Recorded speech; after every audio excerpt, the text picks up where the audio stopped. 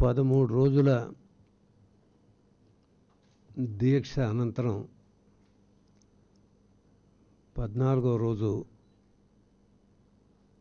ఈరోజు ముద్రగడ పద్మనాభం గారు తన స్వగ్రామం ఇంటి కిర్లంపూడిలో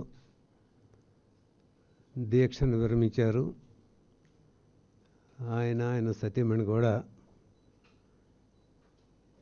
ఈరోజు తనకు సంబంధించినటువంటి సామాజిక వర్గ పెద్దలు, కాపు జేఏసీ సభ్యులు, తన అభిమానులు, కాపు సామాజిక వర్గ ఉద్యమంలో పాల్గొన్నటువంటి అనేక మందితో కలిసి ఈరోజు నిమ్మరసం తీసుకొని సుమారుగా ఉదయం 11 గంటలకి దీక్షను విరమించారు. దీక్షను విరమించాలని మేము కూడా కోరుకుంటా ఉన్నాం. అన్నిటికంటే ఆయన ఆశించినటువంటి ఉద్యమం కంటే కూడా ఆయన ప్రాణాలు చాలా ముఖ్యం. ఆయన సజీవంగా ఉంటేనే ఉద్యమం కూడా సజీవంగా ఉంటుంది. ఉద్యమాన్ని సాధించాలి అని అంటే ఆయన ఉండటం అవసరం అనేది అందరం కోరుకున్నాం. ఏదైనా ఈరోజు ఆయన ఉద్యమం విరమించాడు. కానీ విరమించే సమయంలో ఆయన చెప్పినటువంటి కొన్ని మాటలు చూస్తే చాలా హృదయ విదారకంగానే ఉన్నాయి. ఆయన పడ్డంటే ఆవేదన. 13 రోజులు నేను హాస్పిటల్లో పెట్టారు. కనీసం బయట ఏం జరుగుతుందో తెలుసుకునే అవకాశం కూడా నాకు లేకుండా చేశారు. ఒక పౌరుడిగా పత్రికలను తెచ్చుకొనేయలేదు, టీవీలను చూడనేయలేదు, ఉద్యమానికి సంబంధించి ఏం జరుగుతూ ఉన్నదో నాకు తెలియలేదు. ఎవరేం మాట్లాడుతున్నారో తెలియకుండా ఒక అంధకారంలో నన్ను బంధించారు. ఆయన చెప్పినటువంటి మాటలు కనీసం పౌరుడిగా తనకున్నటి హక్కులను కూడా వినియోగించుకునే పరిస్థితులు లేకుండా ఈ ప్రభుత్వం చేసిందనేది చాలా దురదృష్టకరమైన విషయం. రెండోది ఆయన చెప్పింది, ఉద్యమం నేను ఒక సదుద్దేశంతో, ఒక కారణం కోసం ప్రభుత్వం ఆనాడు ఉన్నటువంటి తెలుగుదేశం పార్టీగా ఈనాడు ఎన్నికల్లో గెలిచి అధికారంలో ఉన్నటువంటి ప్రభుత్వాన్ని చేసిన వాగ్దానాలు నెరవేర్చమనమని నేను పోరాటం చేస్తూ ఉంటే ఆ పోరాటానికి ఆటంకాలు కలుగజేయటం అనేది చాలా రకాలుగా చాలా రూపాల్లో కలుగజేశారు. ఆ కాపు సామాజిక వర్గానికి ప్రత్యేకంగా బీసీల్లో చేర్చేది విషయంలో కానీ, సంవత్సరానికి 1000 కోట్లు ఖర్చు పెట్టేదానిలో కానీ, వాటిలో మీరు చేయమనమని నేను ఉద్యమం చేస్తే వాళ్ళు ఫలితాలు చూపెడతామని చెప్పి 2 సంవత్సరాలు గడిచిపోతున్నటువంటి నేపథ్యంలో చేసిన వాగ్దానాలు ఏమైనాయి అని నేను అడగటానికి చేశాను. జనవరి నెలలోనే తునిలోనే ఒక సమావేశం పెట్టి నాకున్నటువంటి సమస్యలు, ఈ ఉద్యమం యొక్క ఉద్దేశం, వీటన్నిటిని గురించి చెప్తే తునిలో జరిగినటువంటి ఒక అనర్థం, దుస్సంఘటన, దానికి సమావేశానికి పిలిచినటువంటి నేను ప్రథమ బాధ్యునిగా నన్ను గుర్తించండి, అంతేగాని దానిలో ఎక్కడ కూడా వేరే వాళ్ళని అరెస్టు చేయొద్దని ఆ రోజు చెప్తే, ప్రభుత్వం తరపున నా దగ్గరకు వచ్చిన వాళ్ళు ముఖ్యమంత్రి గారు పంపించారని వచ్చినటువంటి పార్టీ పెద్దలు కొందరు వాళ్ళ మీద కేసులు ఉండవు, ఎవరి మీద ఏమి చర్యలు ఉండవు అని ఆ రోజు నాకు వాగ్దానం చేసి వెళ్ళిన తర్వాత మళ్ళా వాళ్ళని అరెస్టులు చేస్తూ ఉంటే మొన్న నేను తిరిగి ఉద్యమం చేశాను. అమలాపురంలో వాళ్ళని అరెస్ట్ చేసి అక్కడ పెట్టిన తర్వాత నేను అమలాపురం వెళ్ళి ప్రథమ ముద్దాయిని నన్నుగా తీసుకొని ముందు నన్ను అరెస్ట్ చేసి వాళ్ళని అరెస్ట్ చేయండి, లేకుంటే వాళ్ళని విడిచిపెట్టే వరకు నేను మళ్ళీ తిరిగి ఉద్యమం చేస్తాను నేను చెప్పి చేసి ఇంటికి వచ్చి నేను ఉద్యమం చేస్తుంటే తలుపులు వేసుకొని నేను ఇంట్లో కూర్చుంటే కొన్ని గంటల్లోనే సహజంగా ఏదైనా పోలీస్ చర్య ఏదైనా తీసుకోవాలంటే కొన్ని రోజులు గడిచిన తర్వాత నా ఆరోగ్యం క్షీణించిన తర్వాత ఏదైనా తీసుకుంటారు తప్ప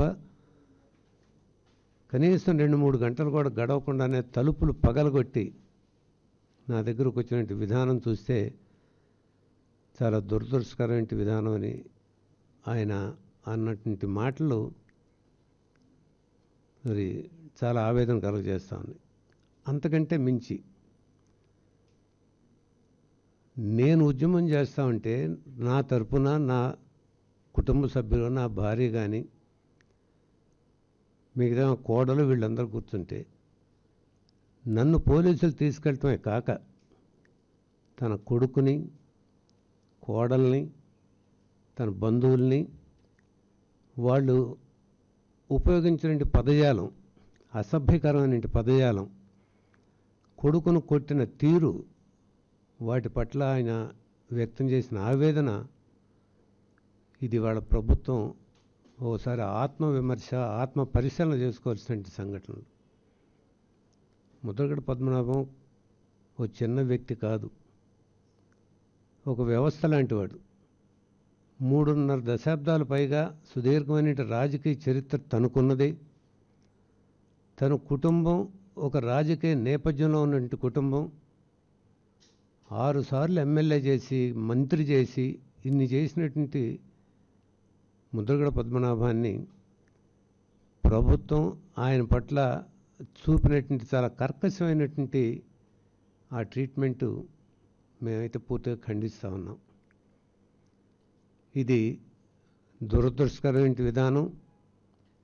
ఇప్పుడు వాళ్ళకి బెయిల్ ఇచ్చి నిన్న సాయంత్రం వాళ్ళు వెళ్ళి మేము చూస్తానంటే నిన్న సాయంత్రం కూడా హాస్పిటల్లోకి వాళ్ళని పోనీయకుండా మేమందరం కూడా ఆయన్ని 8వ తారీఖు, అది 10వ తారీఖు ఆయన మొదలు పెడితే 11వ తారీఖు మేము వెళ్ళాం. మేమే కాదు చాలామంది వెళ్ళాం. వెళ్ళిన ప్రతి వాళ్ళని రైల్వే స్టేషన్లోనో, హోటల్లోనో, లేకుంటే ఎయిర్పోర్ట్లోనో అరెస్టులు చేయటం. మేమంతా కూడా 11వ తారీఖున వెళ్తే రాజమండ్రి ఎయిర్పోర్ట్లోనే అరెస్ట్ చూపెట్టారు.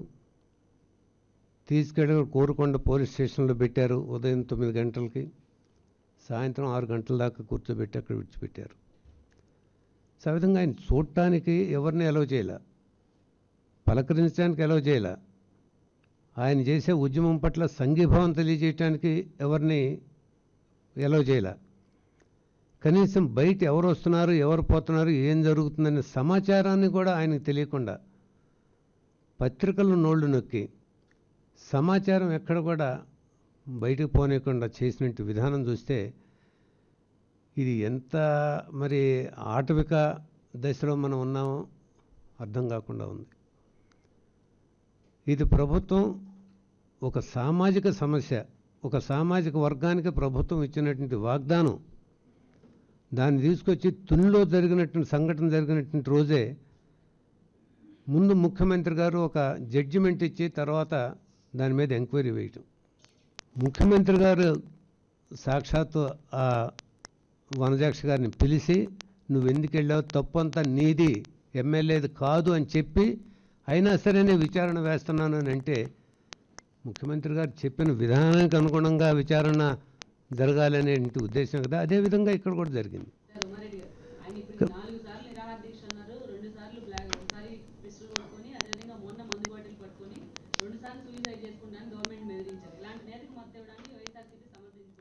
మీరు దానిలో ఆయన చేసినటువంటి సంఘటనని అది కరెక్ట్గా మీరు ఫాలో కాల. ఎందుకు చెప్తున్నానంటే ఆయన పిస్టల్ పట్టుకున్నాడు. ఎప్పుడు ఆయన చేస్తానంది, నా దీక్షని భగ్నం చేయడానికి మీరు కనుక ప్రయత్నం చేస్తే నేను చేస్తానన్నాడు. ఆ నిమిషంలో చేయాల్సిన పనిలే. దానికి ముందు ఎవరైతే పోయారో ఆయన అడిగింది కూడా ఒకటి, క్రిందటిసారి నా దగ్గరికి ఎవరైతే ముఖ్యమంత్రి తరపున వచ్చి నన్ను లేపేసి నాకు చెప్పారో వాళ్ళని రమ్మనండి అన్నాడు. వాళ్ళని పంపించవచ్చు కదా. వాళ్ళని పంపించి అది కూడా ఫెయిల్ అయితే దాని తర్వాత చేయొచ్చు కదా. చేసిన గంటలో 2 గంటల్లో కాదు కదా. ఆయన క్వశ్చన్ చేస్తున్న కూడా అదే. నేను దీక్షన్న తర్వాత గంటల్లోనే ఇంత హంగామా హైరాణ చేయవలసిన పని లేదు అని. కాబట్టి సరే, ఇప్పుడు అది మీకు నచ్చకపోవచ్చు. ఆయన ప్రారంభం ముగింపు ఆయన చేసినట్టు దీక్ష చేసిన ఆయనకి తెలుసు. ప్రారంభం ఏంటో ముగింపు ఏంటో ఆయన చేసిన ఆయన ఎవరన్నా సంప్రదిద్దామంటే ఎవరిని దగ్గరకు పోనీయట్లేదు. ఏం జరుగుతుందనేది ఆయనకి తెలియనిట్లేదు. ముగింపు చేయాలన్నా ఆయన అదే ప్రారంభించాలన్నా ఆయన మరి రెండో వాళ్ళ అభిప్రాయాలు తీసుకునే అవకాశం లేకుండా చేస్తున్నారు. అవి ఎందుకు మాట్లాడరు మీరు? ఎందుకు అది రానివ్వట్లేదని? కాబట్టి ఇది ఈ మొత్తం దీనిలో ప్రభుత్వం అనుసరించిన విధానం, దాన్ని మేము మా పార్టీ ఖండిస్తూ ఉంది. అదే సమయంలో ఇవాళ జాతి కోసమైనా ఆయన ఏ జాతి కోసం అయితే నేను ఉద్యమం చేస్తున్నా అంటున్నాడు, ఆ జాతి కోసమైనా ఆయన ఆరోగ్యంగా ఉండాలని, భవిష్యత్తులో ఆయన నమ్మినటువంటి సిద్ధాంతానికి ఆయన నెరవేర్చేదానికి ఆయన సంపూర్ణమైన ఆరోగ్యంగా ఉండాలని మేము కోరుకుంటాం. మాకు లేదు. బహుశా మీకు ఎక్కడన్నా చెప్తే ఎక్కడ చెప్పాడో చెప్పండి, మేము కూడా ఆలోచిస్తాం. మాకు ఇంతవరకు లేదు, మేమెవరూ అడగలేదు, మా పార్టీ వాళ్ళని అడగలేదు, ఆయన మా పార్టీ కబురు చేయలేదు. అటువంటి ఆలోచనలు ఏమి లేవు. ఇటువంటి కొందరు కలువ చేస్తున్నారు కావాలని.